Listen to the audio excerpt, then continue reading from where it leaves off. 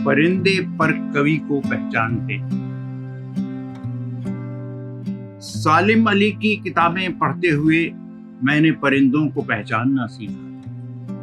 सालिम अली की किताबों को पढ़ते हुए मैंने परिंदों को पहचानना सीखा और उनका पीछा करने लगा। पाँव में जंजीर ना होती तो अब तक तो न जाने कहाँ का कहाँ निकल गया होता। हो सकता था पीछा करते करते मेरे पंख उगाते और मैं उड़ना सीख जाता। जब परिंदे गाना शुरू करते और पहाड़ अंधेरे में डूब जाते, जब परिंदे गाना शुरू करते और पहाड़ अंधेरे में डूब जाते, ट्रक ड्राइवर रात की लंबाई नापने निकलते तो अक्सर मुझे साथ ले लेते।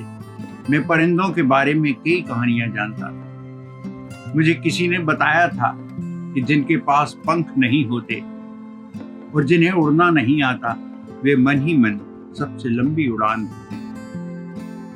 इसलिए रास्तों में जो जान पहचान वाले लोग मिलते, मुझसे हमेशा परिंदों की कहानियां सुनाने को कहते। दोस्त जब पूछते थे तो मैं अक्सर कहता था, मुझे चिट्ठी मत लिखना, परिंदों का पीछा करने वालों का कोई पता नहीं, कोई स्थायी पता नहीं होता।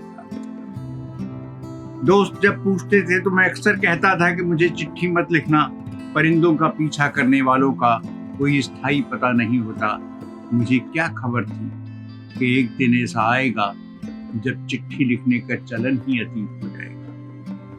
न जाने किन कहानियों से उड़ान भरते कुछ अजीब से परिंदे हमारे पास आते थे, जो गाते गाते एक लपट में बदल जाते और देखते देखते राख हो जाते।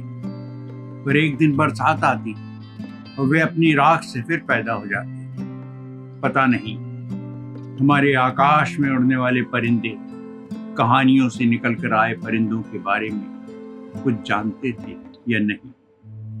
उनकी आंख देखकर लेकिन लगता था कि उन कवियों को परिंदे पर जानते हैं जो कुकनुस जैसे हजारों काल्पनिक परिंदों की कहानियां बनाते हैं।